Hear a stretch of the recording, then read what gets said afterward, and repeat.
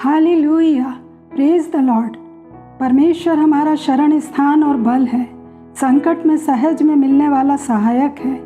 संकट में और अंधकार के समय में वे अपनी महिमा के साथ दिखाई देते हैं। वे स्वयं पृथ्वी पर उतर आते हैं ताकि बंदियों का कराहना सुने और घात होने वालों के बंधन खोलें। तब वह अपने चुने हुए लोगों पर अपना स्वभाव, अपना प्यार, अपनी दया और अपनी सामर्थ्य को उंडेल देते हैं कि विपरीत परिस्थितियों में परमेश्वर के स्थान पर वो व्यक्ति परमेश्वर की महिमा को पृथ्वी पर प्रकट करे। ऐसा ही समय था जब इजरायली मिस्र की गुलामी में थे और कठिन सेवा के कारण करहा रहे थे। परमेश्वर ने उनका कराहना सुनकर उन पर चित्त लगाया।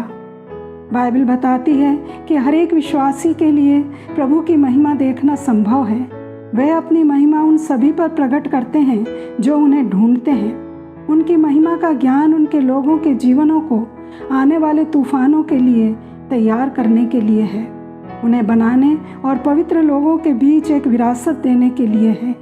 यह कोई भौतिक अभिव्यक्ति या भावना नहीं है, यह कोई अलौकिक प्रकाश नहीं है, परंतु परमेश्वर की महिमा उसका स्वभाव, उसकी दया, उसके प्रेम का प्रकटीकरण है जो उस व्यक्ति की आज्ञाकारिता के द्वारा संसार के लोगों पर प्रकट होता है। तो परमेश्वर के मन में इज़राइल के कठिन समय में छुटकारा दिलाने के लिए एक व्यक्ति था जिसका नाम था मूसा, जिसके लिए वातावरण तैयार किया गया, परिस्थितियां तैयार की गई कि वह मिस्र के राजा फिरौन की बेटी के द्वारा पाला पोसा जाए और राजमहल में रहकर वहाँ का राजसी जीवन जिए, जहाँ मूसा 40 साल तक रहा, परंतु उसका मन अपने इजरायली भाई बंधुओं की ओर लगा हुआ था। और जब वह जवान हुआ, उनके पास जाकर उनके दुखों और पीड़ाओं पर दृष्टि करने लगा। जब एक मिस्री जन इब्री भाई को मार रहा था, तब मूसा ने उस मिस्री की हत्या कर दी और डरकर फिरौन के सामने से भागा और मिद्यान देश में जाकर रहने लगा। मूसा ने अपनी समझ में वो करने का प्रयास किया जिसे परमेश्वर अपने समय में करना चाहते थे। तब परमेश्वर ने मूसा को परिपक्व होने और नम्र और दीन होने के लिए उसे मिद्यान की भूमि में अपने ससुर की भेड़ बकरियां चराने के लिए 40 वर्ष तक तैयार किया। हम परमेश्वर के साथ पहाड़ की चोटी पर रहने वाले अनुभव की लालसा करते हैं, सोचते हैं कि परमेश्वर के साथ हमारा जीवन सुख, समृद्धि और आशीषों से भरा होगा, परंतु हमारे जीवन का 99% समय संसारिक, शारीरिक, दिन प्रतिदिन वाली घाटी में ही व्यतीत होता है। इससे पहले कि प्रभु हमें युद्ध में सम्मिलित करें, हमें घाटी में परमेश्वर के लिए उसके साथ रहने की आवश्यकता है। तब परमेश्वर हमें अगली ऋतु में जाने के लिए प्रशिक्षित और तैयार करते हैं। फिर परमेश्वर ने मूसा से कहा, मैं तुझे फिरौन के सामने भेजता हूँ कि तू इजराइलियों को मिस्र की गुलामी में से छुड़ा लाए। परमेश्वर पहले तैयार करते हैं और तैयार करने के बाद विस्फोटक रूप में जाहिर करते हैं। परमेश्वर ने मूसा को उसके लोगों का उद्धारकर्ता होने के लिए कहा, परंतु मूसा ने उत्तर दिया, वे मेरा विश्वास नहीं करेंगे। तब यहोवा ने कहा, तेरे हाथ में क्या है? वह बोला, लाठी। और इसी लाठी को इस्तेमाल करने के लिए, जैसा यहोवा परमेश्वर ने कहा, मिस्र पर 10 भारी विपत्तियों को डाला और मूसा ने फिरौन के सामने परमेश्वर की महिमा की। मिस्र में बसे हुए इजरायलियों को 430 वर्षों बाद मिस्र देश से निकाल लाया। जब वे निकले, यहोवा ने मूसा से कहा, लाल समुद्र तट पर अपने डेरे खड़े करें। मैं फिरौन के मन को कठोर कर दूंगा और वह तुम्हारा पीछा करेगा। तब फिरौन और उसकी सारी सेना के द्वारा मेरी महिमा होगी और मिस्री जान लेंगे कि मैं ही यहोवा हूँ। मूसा ने लोगों से कहा, खड़े खड़े उद्धार का काम देखो, यहोवा आप ही तुम्हारे लिए लड़ेगा, इसलिए तुम चुपचाप रहो। तब मूसा ने अपनी लाठी उठाकर हाथ समुद्र की ओर बढ़ाया और समुद्र 2 भाग हो गया और सूखी भूमि में से वे पार हो गए। जो यहोवा ने किया उसकी महिमा सारी पृथ्वी पर हुई, क्योंकि यहोवा अपने लोगों की ओर से लड़ता है। परमेश्वर ने पूछा था, तेरे हाथ में क्या है? तो जो कुछ हमारे पास है उसी के द्वारा परमेश्वर हमें विजय दिलाएंगे, क्योंकि वह आप ही हमारे लिए लड़ेंगे।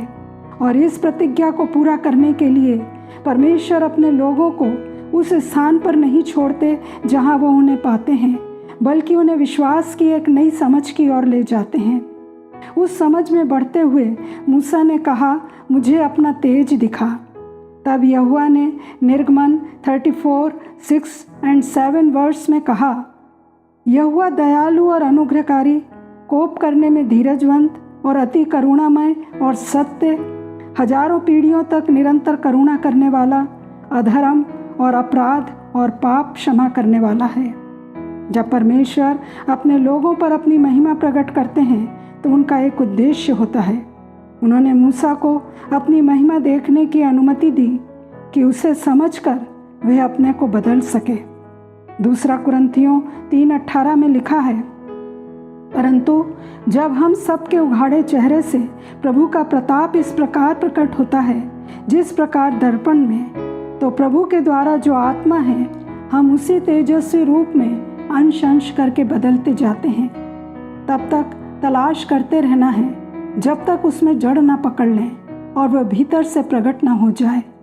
मूसा यद्यपि इजरायलियों के लिए आशावान नहीं था, वो जानता था कि वे विद्रोही और बलवा करने वाले हैं, परंतु परमेश्वर की महिमा ने उसे अपने जैसे स्वभाव का बना दिया। निर्गमन 34:9 के अनुसार उसने इस बात को जाना कि परमेश्वर संघर्ष में भी, असफल होने पर भी मेरे प्रति प्रेमपूर्ण और सहनशील रहेंगे और कहेंगे, अब शांत रहो और मेरी महिमा को देखो। अब मूसा परमेश्वर के स्थान पर है और लोगों के साथ व्यवहार करने का उसका पुराना तरीका बदल गया। इफिसियों 4:31-32 के अनुसार सब प्रकार की कड़वाहट और प्रकोप और क्रोध और कलह और निंदा सब बैरभाव समेत तुमसे दूर की जाए। एक दूसरे पर कृपालु और करुणामय हो, और जैसे परमेश्वर ने मसीह में तुम्हारे अपराध क्षमा किए, वैसे ही तुम भी एक दूसरे के अपराध क्षमा करो। इसलिए भजन 99, 6 और 7 के अनुसार मूसा और हारून यहोवा को पुकारते थे और वह उनकी सुन लेता था। वे बादल के खंभे में होकर उनसे बातें करता था और वे उसकी चितौनियों और उसकी दी हुई विधियों पर चलते थे। तो उनके कामों का बदला तो लेता था, तो भी उनके लिए क्षमा करने वाला परमेश्वर था। पूरा इज़राइल अराजकता की स्थिति में था। वे परमेश्वर की भलाई के विरुद्ध अपराधी बनते जा रहे थे। तब गिनती 14 के अनुसार परमेश्वर मूसा से इज़राइलियों को पूरी तरह से मिटा देने के विषय में कह रहे थे। उनकी महिमा मिलाप वाले तंबू के चारों ओर क्रोध के रूप में चमकी। तब मूसा परमेश्वर और लोगों के क्रोध के बीच खड़ा था। चाहे वे उसे मार देना चाहते थे, फिर भी वह उनके लिए वफादार मध्यस्थ की तरह था। मूसा को दूसरी तरफ परमेश्वर की प्रतिष्ठा के बारे में अधिक चिंता थी। मूसा ने स्पष्ट किया, यदि परमेश्वर इज़राइलियों को नाश करते हैं तो मिस्र के लोगों के लिए यह कहना सरल होगा कि परमेश्वर विफल रहे। यदि वे जीवित रहते हैं तो वे कनान देश में पहुंचकर परमेश्वर के अद्भुत कामों के विषय वर्णन करेंगे। और दूसरा, कनानी राष्ट्रों ने भी परमेश्वर के बारे में सुना था कि परमेश्वर आमने सामने देखा गया था। वे दिन को बादल और रात को आग में रहकर उनके साथ साथ चलता था। इससे वे पहले से ही चकित थे। तो जिन लोगों को परमेश्वर इतनी दूर तक लाया था, उसकी स्वयं की प्रतिष्ठा भी इज़राइल से बंधी हुई थी। और सबसे अधिक मूसा परमेश्वर के कामों के लिए उसे सम्मानित होते देखना चाहता था। वह नहीं चाहता था कि दूसरे देश के लोग ये कहें, यहोवा अपने लोगों को प्रतिज्ञा के देश में लाने में सक्षम नहीं था। तब यहोवा ने कहा, मैं तेरी विनती के अनुसार इन्हें क्षमा करता हूँ, परंतु मेरे जीवन की शपथ, सचमुच सारी पृथ्वी यहोवा की महिमा से परिपूर्ण हो जाएगी। मूसा बहुत कुछ परमेश्वर के समान हो रहा था। चाहे लोग उससे पत्थर मारने को तैयार थे, फिर भी वह परमेश्वर के प्रकोप और लोगों के बीच खड़ा रहा। मूसा की आज्ञाकारिता और ईमानदारी उसे बदल रही थी। तो प्रियो, यही बात आज भी उन सभी के लिए सच है जो परमेश्वर की महिमा का प्रगटीकरण प्राप्त करते हैं। हम जो मसीह में हैं, हमें परमेश्वर के प्रेम में क्षमाशील दयालु स्वभाव की अभिव्यक्ति में परिवर्तित होना है। अपने आप को जांच लें कि क्या परमेश्वर की प्रतिष्ठा की, उसके आदर और सम्मान की हमें चिंता है, और दूसरी ओर मनुष्य जिसे परमेश्वर ने अपने स्वरूप और समानता में बनाया है, उनके लिए विनती करते हैं कि नहीं, कि कहीं वे परमेश्वर के कोप के भागी होकर नाश न हो जाए।